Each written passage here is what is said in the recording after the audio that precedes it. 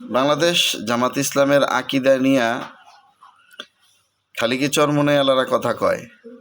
না না না না, যারা ভাবতাছেন চরমনে আলারা জামাত ইসলামের আকিদা নিয়ে কথা কয়, ভাই আপনারা ভুল বুঝতেছেন।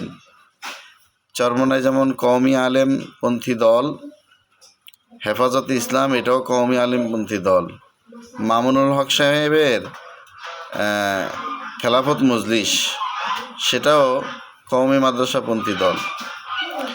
বাংলাদেশে যত কওমি আলেম ওলামা আছে সবাই জামাত ইসলামের আকিদার বিষয় নিয়ে কথা বলে। কিন্তু সমস্যা কি জানেন? মামুনুল হক সাহেবকে বেয়াদব বলে না, হেফাজতের নেতাদেরকে বেয়াদব বলে না, তারপরে অন্যান্য কওমি ঘরানার যে সমস্ত আলেমরা জামাত ইসলামের আকিদার বিরুদ্ধে কথা বলে তাদেরকে বেয়াদব বলে না, কিন্তু চরমনাইওয়ালাদের নাম ধরেই চরমনাইওয়ালাদেরকে বেয়াদব বলে। আশ্চর্য হয়ে এজন্য জাতির এই ক্লান্তি লগ্নে কিভাবে মানুষ ঐক্যবদ্ধ হইব, ওলামায়ে কেরাম ঐক্য হইব, সেটা নিয়ে টেনশনে বাঁচি না। কিন্তু কথাটা না বললেই না, জামাত ইসলামের এক বক্তা, নাম হইল মাওলানা জহিরুল ইসলাম জাবেরি।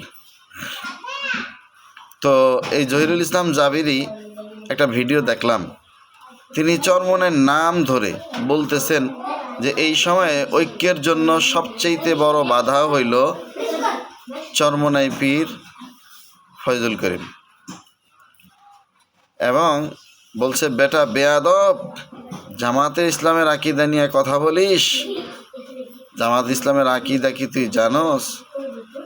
চিন্তা করে দেখেন তো, এই জহিরুল ইসলাম জাবিরি মাওলানা সাহেব, তিনি চরমনের পীর সাহেবের মতো একজন ব্যক্তিরে তিনি বেয়াদব বলে গালি দেয়। তো আসলে অনেকে, সাধারণ পাবলিক যারা আছেন, আপনারা অনেকে বলেন যে চরমনে আলারা জামাতের সাথে ঐক্য করতে এত গরিমসি করে কেন? ভাই সমস্যাটা এই জায়গায়। সমস্যাটা কোথায় জানেন? সমস্যাটা এই জায়গায়ই সমস্যা। কেন চরমনে আলারা জামাত আলাগলগে ঐক্য করতে চায় না জানেন? জামাত ইসলামের মধ্যে এরকম বড় বড় কতগুলা জাতীয় বেয়াদব আছে, বক্তা, হ্যাঁ, এই পকেট পূজারি।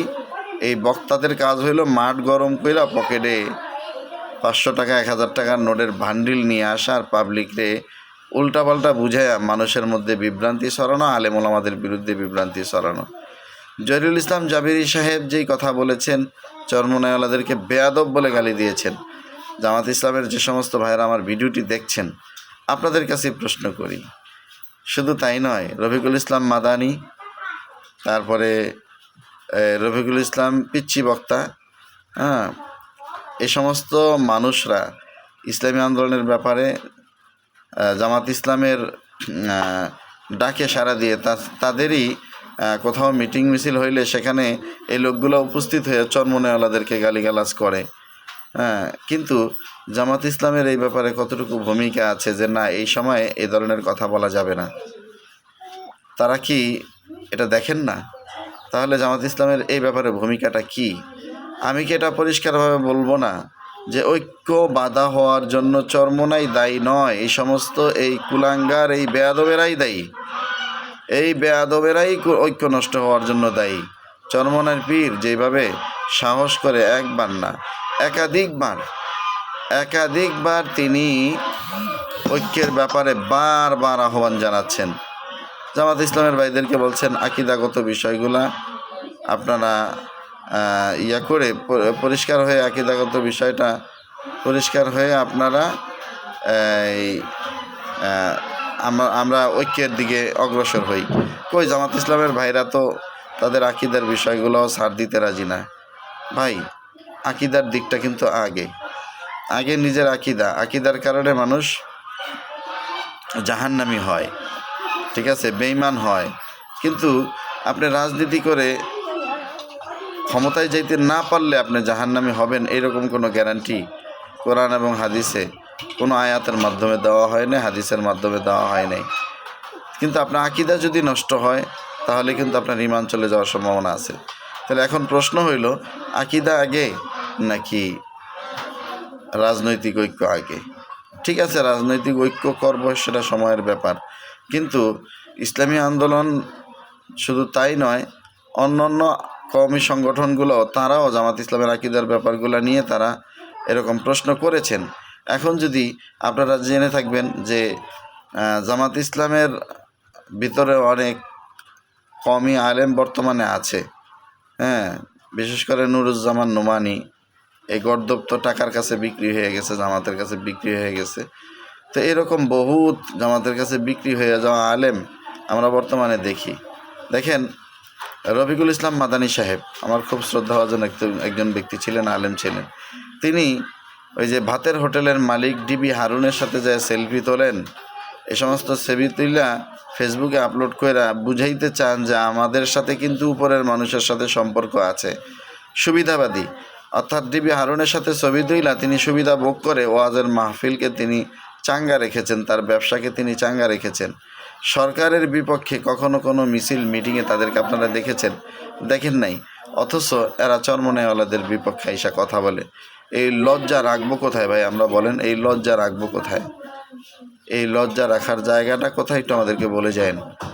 হ্যাঁ, তারপরে এর আগে দেখছি কওমি আলেমদের ব্যাপারে পক্ষে কথা বলতেছে, চরমনের পক্ষে কথা বলেছে। ঠিক যখন শেখ হাসিনা সরকার দেশ ত্যাগ করলো, তখনই চরমনাইওয়ালাদের বিপক্ষে, কওমিওয়ালাদের বিপক্ষে কথা বলা শুরু করে দিছে। এর মানে এটা পরিষ্কার যে এরা আসলে এতদিন জামাতের প্রোডাক্ট ছিল, জামাতের লোক ছিল, কিন্তু এতদিন কওমিওয়ালাদের শুভাকাঙ্ক্ষী সাইজা, তারপরে ভাতের হোটেলের মালিক ডিবি হারুনের সুপরিচিত জন, প্রিয় আস্থাভাজন মানুষের সামনে এই বিষয়গুলো প্রকাশ করে তারা তাদের ব্যবসা চাঙ্গা করে গেছেন। অথচ এই মানুষগুলো যখন শায়েখে চরমনাইকে, ইসলামী আন্দোলনকে প্রশ্নবিদ্ধ করার জন্য উঠে পড়ে লেগে যায়, তখন আমাদের খুব আফসোস হয়। যদিও আলহামদুলিল্লাহ শুকরিয়া আদায় করি রফিকুল ইসলাম মাদানী, যিনি গাজীপুর বোটবাজার মসজিদের খতিব, তিনি কিন্তু গতকালকে ক্ষমা চেয়েছেন যে আসলে অনাকাঙ্ক্ষিত এই শব্দগুলো এরকম একজন আলেমের ব্যাপার আমার উচ্চারণ করা ঠিক হয়নি, আমি ভুল করেছি। তিনি ক্ষমা চেয়েছেন, তাকে অসংখ্য ধন্যবাদ জানাচ্ছি। তো প্রত্যেকেই আপনারা যদি সত্যি সত্যি মনের থেকে যদি একটু অ্যানালাইসিস করে দেখেন, ইনশাআল্লাহ ইসলামী আন্দোলনের কোনো ভুল পাবেন না। ইসলামী আন্দোলন এমন একটি সংগঠন, যেদিন থেকে সংগঠনের সূচনা শুরু হয়েছে, সেই দিন থেকেই ইসলামী আন্দোলন বাংলাদেশ যেই কথা বলেছেন সেই কথার উপরে আজও অটল অবিচল আছে, ইনশাআল্লাহ ভবিষ্যতেও থাকবে। যদি কিয়ামতের আগেও ইসলামী আন্দোলন ক্ষমতায় না আসে, তারা তাদের গঠনতন্ত্র থেকে, তারা তাদের কথা থেকে কখনোই ফিরে আসবে না ইনশাআল্লাহ। তো যাই হোক, যে কথাটি বলতেছিলাম, জামাত ইসলামের বক্তা জহিরুল ইসলাম জাবিরি সাহেব যে কথাগুলো বললেন, রফিকুল ইসলাম মাদানী, পিচ্ছি মাদানী, তারপরে আরও যারা আছেন এ টু জেড, তাদেরকে পরিষ্কারভাবে বলে দিতে চাই, ঐক্য বিনষ্ট হওয়ার পিছনে দায়ী আপনারা, চরমনাইওয়ালারা না। চরমনাইওয়ালারাই ঐক্যের জন্য সবচাইতে মাঠ এখন গুছিয়ে মোটামুটি একটা ঐক্যের দ্বার প্রান্তে জাতিকে নিয়ে আসার জন্য তারা প্রচেষ্টা চালাচ্ছে। ইনশাআল্লাহ জাতির একটা ঐক্য হবে, কিন্তু আপনাদেরকে আমরা চিহ্নিত করে রাখব। কারণ হলো, আপনারা জাতির মধ্যে ঐক্য বিনষ্টের এই অপচেষ্টা করবেন আর আমরা আপনাদেরকে ছেড়ে দিব, সেটা কখনোই আপনারা ভেবে নেওয়ার কোনো সুযোগ নাই। পরিষ্কারভাবে বলে দিতে চাই, চরমনাইয়ের বিদ্বেষী হয়েন না, চরমনাইওয়ালাদের বিপক্ষে কথা বলতে যায়েন না, তাহলে কিন্তু পকেট ঠান্ডা হয়ে যাবে, পকেট গরম থাকবে না, ওয়াজের ব্যবসা বন্ধ হয়ে যাবে। ঠিক আছে? এই জন্য যদি চরমনাইওয়ালারা দোষ করে থাকে, প্রকৃত দোষ করে থাকে, তাদের গঠনমূলক সমালোচনা করেন, কোনো সমস্যা নেই। কিন্তু মিথ্যা তহমত দিবেন, মিথ্যা তহমত দিবেন, ওই যে বলবেন যে পুলিশ বলছে কার কার নাম লেখেন, ফয়জুল করিম সাহেবের নাম লিখলে পুলিশ তার নাম লাল কালি দিয়ে কাইটা দেয়।